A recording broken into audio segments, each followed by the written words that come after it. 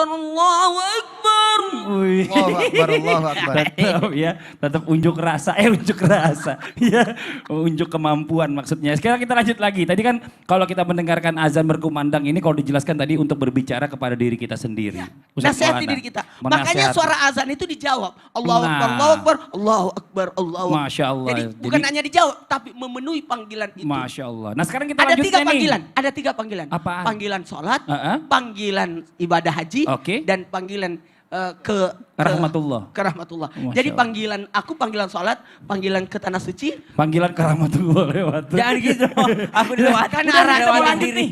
Ya, ini kita bicara masalah tentang azan berkumandang tadi dijelaskan Ustadz Maulana berbicara kepada diri sendiri. Nah sekarang kita juga harus katanya nih selain berbicara kepada diri sendiri, membawa pikiran kita juga nih ketika azan berkumandang. Nah pertanyaannya nih Bib, wah langsung saya nengok. Pikiran yang seperti apa yang harus kita bawa pada saat azan berkumandang Bib? Silakan Bib, tafadhol. Afwan Mas Fadli, Ya. Ustaz Maulana, Ustaz Syam. Yallah. Bismillahirrahmanirrahim. Assalamualaikum warahmatullahi wabarakatuh. Waalaikumsalam warahmatullahi wabarakatuh. Alhamdulillahil wahidil ahad. Alladzi lam yalid wa lam yulad wa lam yakul lahu kufuwan ahad.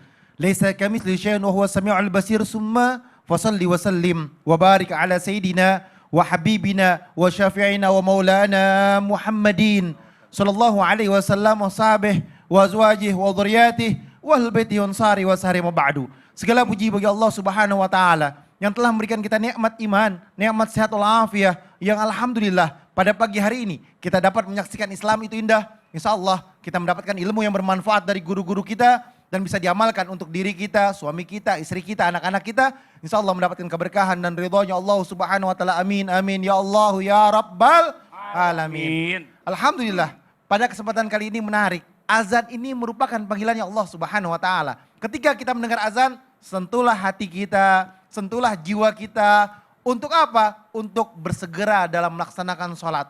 Banyak di antara kita yang dimana dengar azan cuek, dengar azan masa bodoh, yang lagi main game, yang lagi ngobrol, yang lagi kerja, yang lagi ini itu dan lain sebagainya, dia cuekkan waktu azan. Sehingga apa? Akhirnya dia nggak sholat.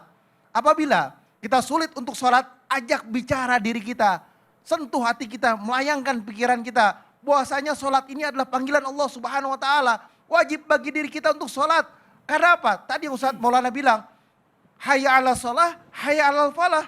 Kalau kita sholat kita mendapatkan kemenangan. Kalau kita sholat kita akan sukses. Kalau kita sholat kita akan berhasil. Kalau kita sholat kita akan selamat. Kalau kita sholat nanti masalah kita dibantu oleh Allah. Allah berfirman dalam Al-Quran surat Al-Baqarah ayat 45-46. Wasta'inu bisabri wa salah. Wa innaha lakabiratun ilal khasiin alladzina yazunnuna annahum mulaqu rabbihim wa annahum ilaihi raji'un. Bahwasanya salat itu sulit, salat itu susah kecuali mereka orang-orang yang khusyuk. Karena apa? Salat akan ditolong oleh Allah Subhanahu wa taala. Dengan salat berarti itu adalah pertolongan Allah yang akan datang pada diri kita. Kalau kita salatnya benar, salatnya rajin, pertolongan akan datang kepada kita. Salatnya berjamaah sama keluarganya, kumpul bareng-bareng ke masjid, ke musola, Allah akan tolong kita. Kita sholat apa lagi? Mengingatkan satu dengan yang lainnya, Allah tolong kita. Tapi ingat, sholat itu susah. Mereka orang yang khusyuklah yang selamat. Alladzina yazunnu annahum mulaqu rabbihim wa annahum ilaihi raji'un. Mereka ingat kepada Allah. Mereka ingat kepada Allah, yakin besok dia akan meninggal. Atau kita nggak tahu kapan kita akan mati. Kalau dia yakin besok akan mati, atau lusa dia akan mati, dia akan segera buru-buru dia sholat.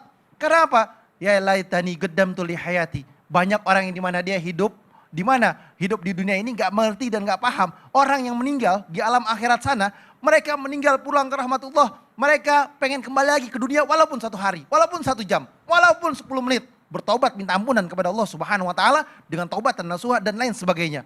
Kita ini mumpung masih ada di dunia, bertobat minta ampunan kepada Allah. Sholat yang benar, rangsang hati dan jiwa kita. Ya Allah, kalau saya nggak sholat, saya nggak ibadah, celaka saya, binasa saya, hancur saya. Ya Allah, kalau saya nggak sholat, kehidupan yang saya alami di dunia ini tidak ada yang namanya keberkahan, tidak ada yang namanya kenikmatan, tidak ada yang namanya pertolongan Allah datang pada diri kita.